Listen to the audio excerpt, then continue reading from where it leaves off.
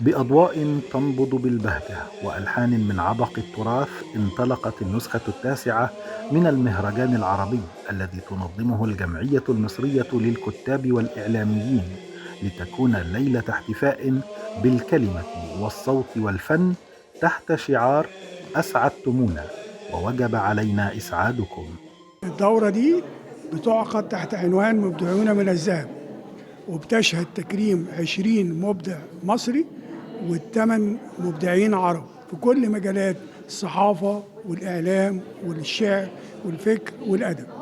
أهلا بيهم في بلدهم مصر، ونتمنى أن يكون هذا التكريم علامة فارقة ليهم لبذل مزيد من الجهد والتميز، ويكرموا أيضا في مناسبات قادمة. مبدعون من مصر والعالم العربي تجمعوا حول مسرح مركز الطفل والحضارة. شهد المسرح بالإضافة إلى العروض الفنية المميزة تكريم 50 مبدعا بالقلادة الذهبية. المكرمون أشادوا بالمهرجان باعتباره لا يكرم الأسماء فقط، بل يبني جسور التواصل بين الثقافات العربية. فكرة مش جديدة يعني على مصر.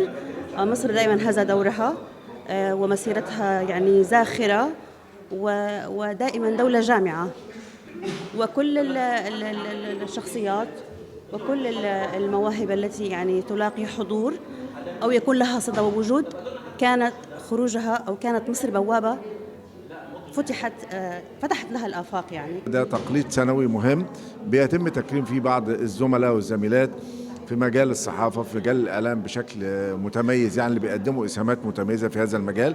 فده الحقيقة شيء مهم إن احنا حريصين على دعمه وتثبيته، وأتمنى أن يبقى فيه أكتر من فعالية في هذا المجال في كل المجالات. أنا سعيدة طبعا بالتكريم، وسعيدة أنه إحساس الشاب نفسه بالموقف، موقف التكريم. وأنا بتمنى أنه يعني حتى من خلال المسابقة أو المهرجان اللي احنا فيه النهاردة أنه يكون للشباب جايزة كل سنة أو جوائز كل سنة علشان يحسوا بالتواصل مع اللي فات ويدوا اللي جاي.